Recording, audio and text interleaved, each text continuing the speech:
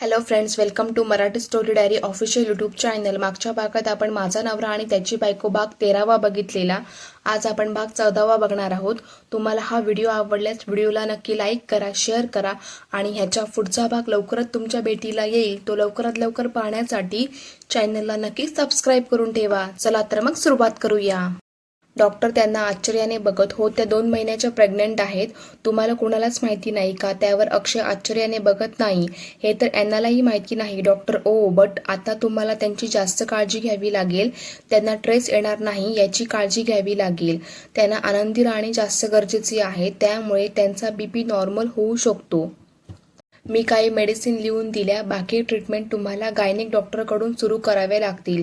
त्यावर अक्षय ते मेडिसिनचा कागद घेत हतबल होत बाहेर पडतो आणि मंगेशराव, मॅडम अॅनाला डिस्चार्ज कधी मिळेल? त्यावर डॉक्टर, त्यांच्या डोक्याला जास्त लागलंय, 4 स्टिचेस द्यावे लागले, त्यामुळे उद्याचा 1 दिवस तरी त्यांना अंडर ऑब्झर्वेशन ठेवावं लागेल. त्यात त्यांचा बीपी पण कंट्रोलमध्ये येणं आवश्यक आहे. त्यानंतर जर कंडिशन ठीक वाटली तर लगेच डिस्चार्ज देऊ.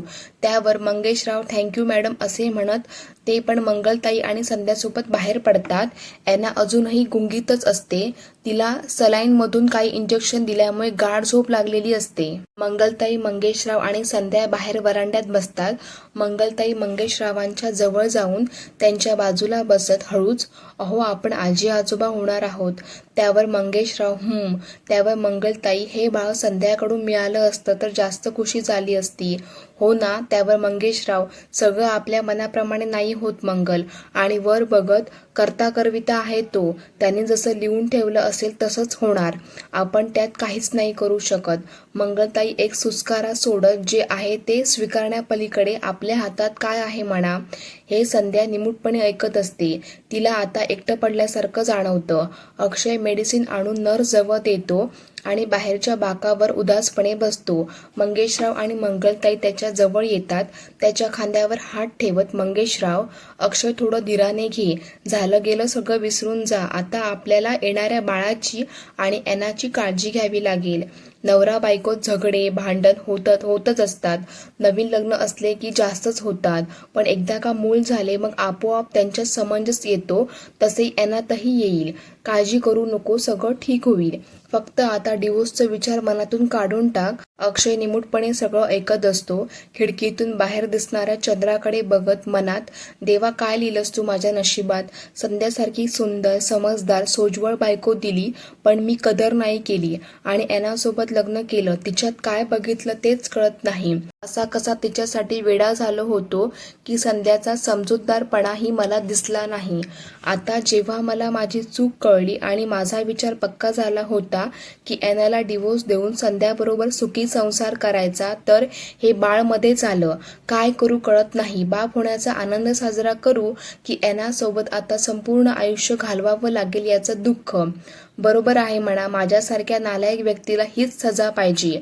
संध्यासारख्या सरळ साध्या मुलीचं आयुष्य खराब केलंय मी. काय दोष होता तिचा? सुखी संसाराचे स्वप्न घेऊन बिचारी माझ्या घरात आली आणि मी काय दिले? ना पतीचं प्रेम, ना पत्नीचा दर्जा. उलट तिच्या समोर तिची सवत आणून स्वतःचं आयुष्य जगत होतो. किती स्वार्थी झालो होतो मी जराही तिच्या मनाचा विचार नाही केला. आणि आता जेव्हा अॅनासोबत पटून नाही राहिलं तर लगेच तिला सोडून संध्यासोबतचं स्वप्न रंगवून राहिलो. किती नीच, खालच्या पातळीचा माणूस आहे मी. संध्याला ऑप्शन म्हणून वापरून राहिलो. ती बिचारी स्वतःचं घर समजून सगळं करीत आहे. बरोबर आहे. देव जी मला सजा देत आहे ते बरोबरच आहे. अशीच सजा मला दिली पाहिजे. त्यावर मंगेशराव, रात्रीचे 11 वाजत आहे, कुणीतरी एकच थांबू शकतो इथे, बाकी सगळ्यांना घरी जायला सांगितले. त्यावर अक्षय, तुम्ही निघा सगळे, मी थांबतो इथे. मंगलताई, काही लागले तर फोन करून सांग नक्की, मी सकाळी डब्बा घेऊन येते. अक्षय एक नजर संध्यावर टाकीत, आई घरी गेली की सगळे जेवण करून घ्या, ते टेन्शन घेऊ नको, मी सगळं करतो ठीक. मंगलताई मान हलवितात आणि सगळे घरी निघतात. सकाळी सकाळी अॅनाला जाग येते तर ती स्वतःला हॉस्पिटलमध्ये बघते. तेवढ्यात अक्षय चहा आणि बिस्किटचे पॅकेट आत घेऊन येत स्वतःला शक्य तितक्या नॉर्मल ठेवत ॲना, हे चहा आणि नाश्त्यात काय खाणार तू? मी घरी फोन करून सांगून देतो, म्हणजे आई येताना घेऊन येईल. ॲना त्याला नॉर्मल बिहेव करताना बघून थोडा वेळ आश्चर्याने त्याला बघते, पण लगेच तिला रात्री त्याने बोललेले सगळे विषारी शब्द आठवतात आणि तिचा पारा चढतो. ती रागाने त्याला बघत, तू इथे काय करीत आहे?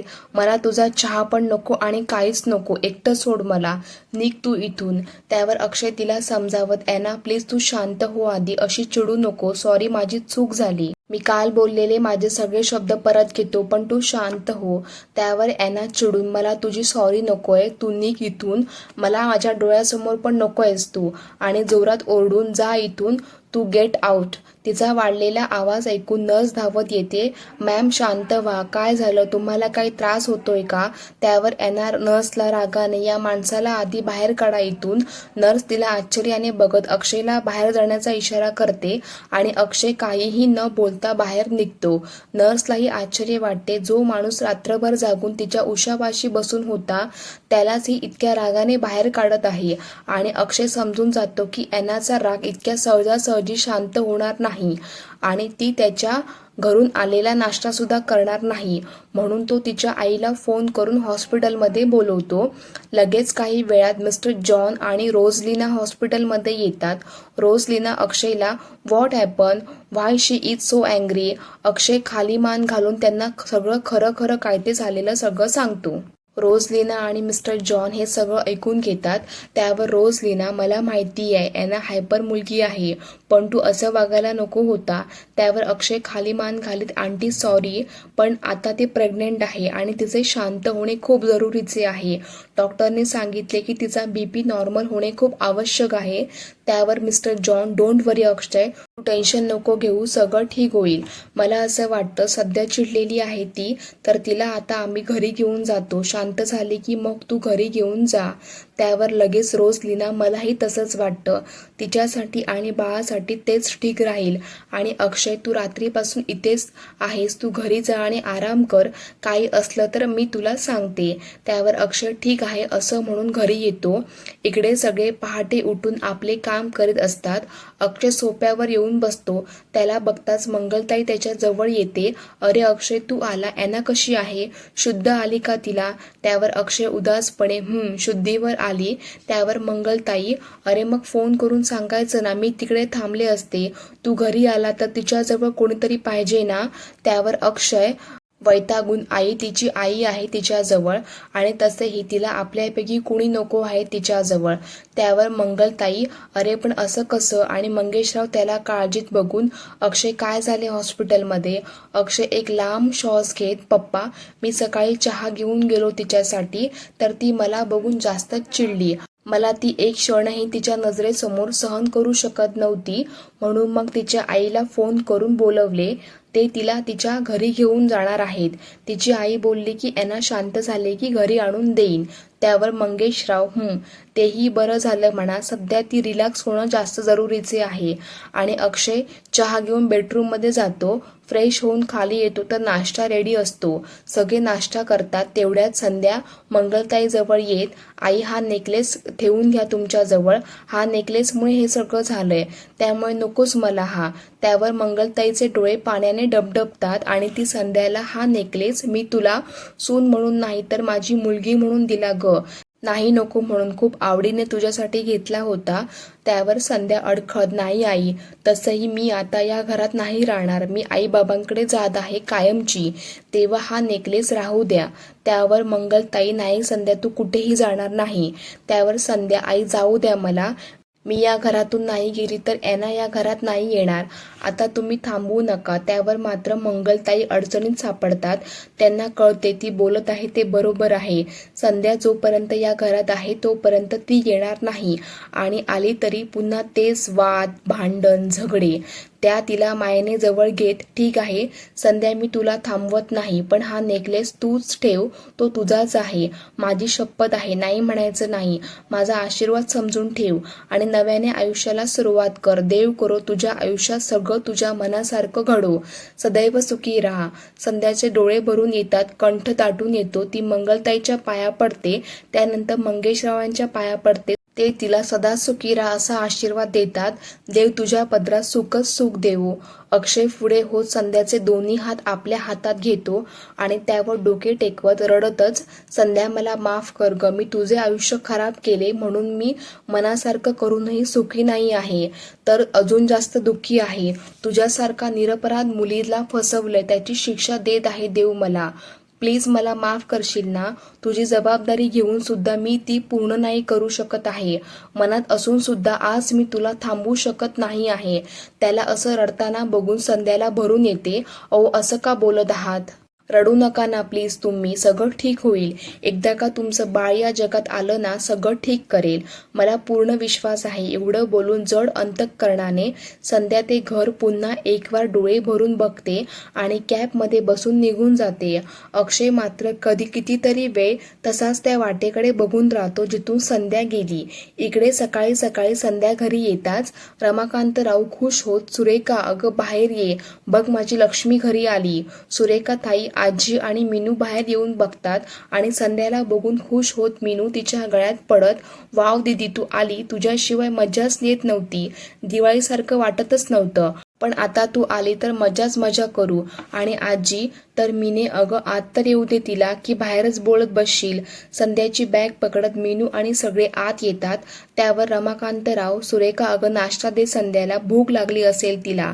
त्यावर संध्या, नाही पप्पा मी नाश्ता करूनच आले. त्यावर लगेच आजी, संध्या अगं एकटी आली, सांगितलं पण नाही, पहिला दिवाळ सण तुझा, घ्यायला आलो असतो तुला. त्यावर संध्या स्वतःचं दुःख लपवीत चेहऱ्यावर स्माईल आणते, अगं आजी मी आता कायमचीच आली इकडे. सगळे तिला आश्चर्याने बघतात. रमाकांतराव संशयाने बघत, संध्या घरी काही झाले का, तुला कुणी काही बोललं का, की तुला त्यांनी घरातून जा म्हटलं. त्यावर संध्या पप्पाजवळ जाऊन बसत, नाही पप्पा, तुम्ही म्हणाले त्याचप्रमाणे मी माझ्या आयुष्यात पुढं जायचं ठरवलं म्हणून ते घर सोडून आले. मी आता खूप विचार केला आणि तुमचे म्हणणं मला पटले म्हणून लक्ष्मीपूजन वगैरे करून आले इकडे. गळ्यातील नेकलेस दाखवत, माझ्या सासूने हा मला नेकलेस दिवाळीचे गिफ्ट म्हणून दिला. तो नेकलेस बघून रमाकांतराव आणि बाकी सगळ्यांना विश्वास बसतो की घरी सगळं ठीक आहे. रमाकांतरावांना वाटते की ॲना आणि अक्षयचा संसार बघून कदाचित संध्याचे मनपरिवर्तन झाले असेल आणि तिनेही आयुष्यात पुढे जाण्याचा निर्णय केला. रमाकांतराव तू चिंता करू नको संध्या, मी तुझ्यासाठी एक चांगला मुलगा बघेन, अक्षयपेक्षाही चांगला, आणि तुझं पुन्हा थाटात लग्न करून देईन. त्यावर संध्या नाईलाजाने हसत मान हलविते, पण मनाला अक्षयशिवाय दुसऱ्याचा विचार सुद्धा तिच्या मनाला पटत नाही. घरात सगळे तिच्या येण्याने खूप आनंदी होतात. दिवाळीचा सण द्विगुणित झाल्यासारखा वाटतो, तर इकडे संध्याच्या जाण्याने घराला अवकळा येते. दिवाळीसारखा सण पण एकही सून घरात नाही, त्यात बाळ येण्याची खुशी असते, पण त्यातही ॲना रागाने घर सोडून गेलेली अजूनही नाराज असल्यामुळे तो आनंदही मनासारखा साजरा करता येत नाही. अक्षय द्विधा मनस्थितीत वावरत असतो. त्यालाच कळत नाही की त्याच्या आयुष्यात काय सुरू आहे. असा एक दिवस ऑफिसला जाता जाता अक्षय मध्येच कार थांबवतो. त्याचे मन जाग्यावर नसते. संध्या घर सोडून गेल्यापासून त्याचे कशातच मन रमत नाही. आज ऑफिसला निघतो, पण काम करायची, ऑफिसला जाण्याची त्याची अजिबात इच्छा नसते. तो आजूबाजूला बघतो तर रोडच्या बाजूला एक शिवमंदिर दिसते. तो मंदिराच्या बाहेर कार लावतो आणि मंदिरात जातो. मंदिरात गाभाऱ्यात महादेवाची मोठी मूर्ती असते आणि समोर एक पितळेची शिवपिंड असते. गाभाऱ्याच्या बाहेर मोठा हॉल असतो. गर्दी फारशी नसते, तुरळक लोक असतात.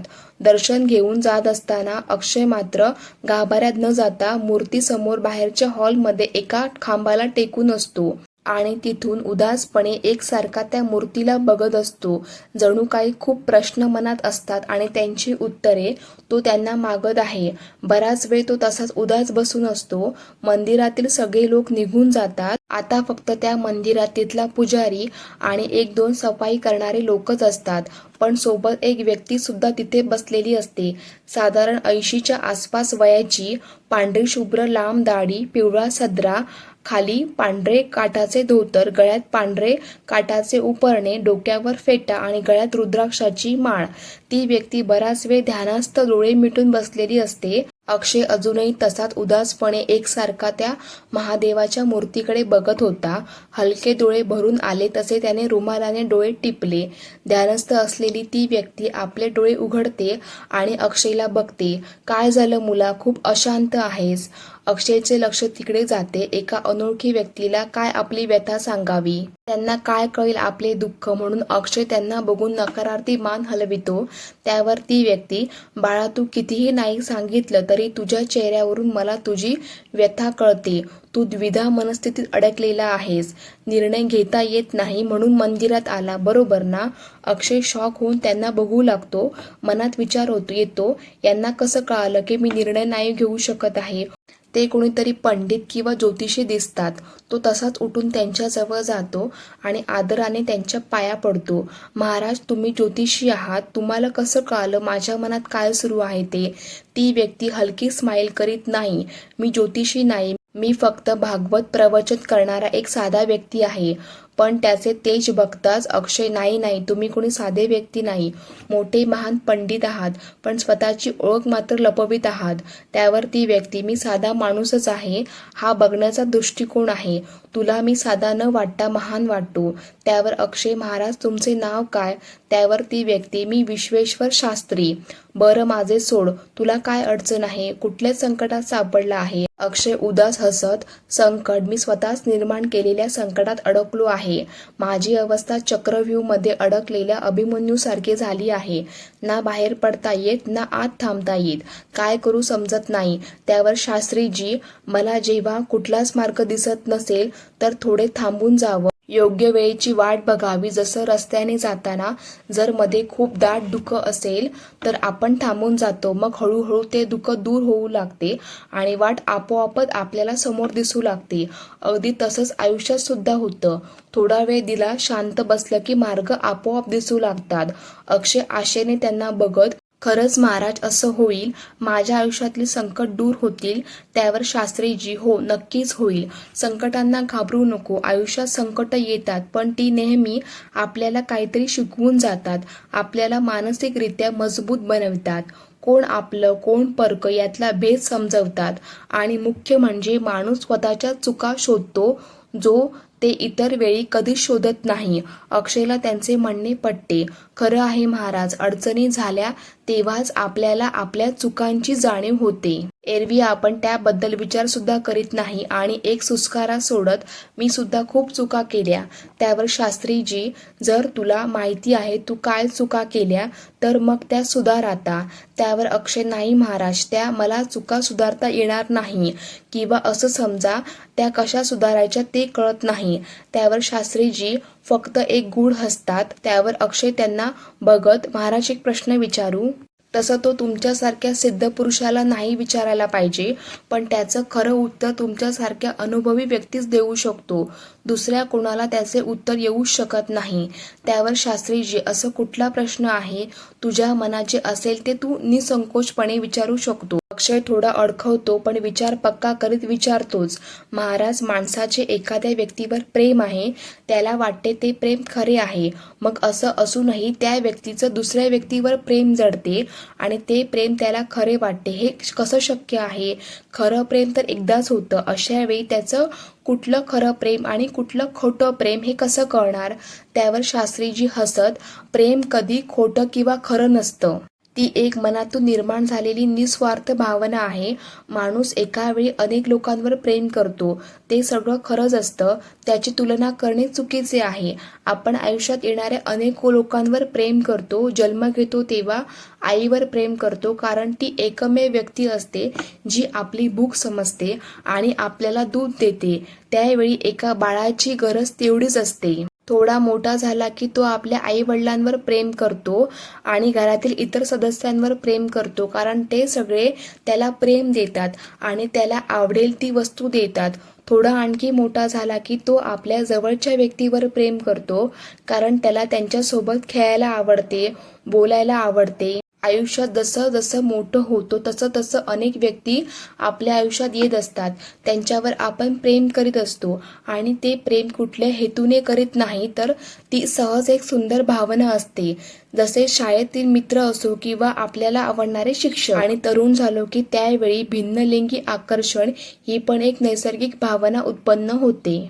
चला फ्रेंड्स, आजच्या पुरतं एवढंच. ह्याच्या आधीचे भाग जर तुम्ही बघितलं नसाल तर त्याची लिंक मी डिस्क्रिप्शन बॉक्समध्ये टाकत आहे, त्याच्यावर क्लिक करून ते तुम्ही नक्की बघून घ्या. आणि हो, चॅनलला नक्की सबस्क्राईब करून ठेवा.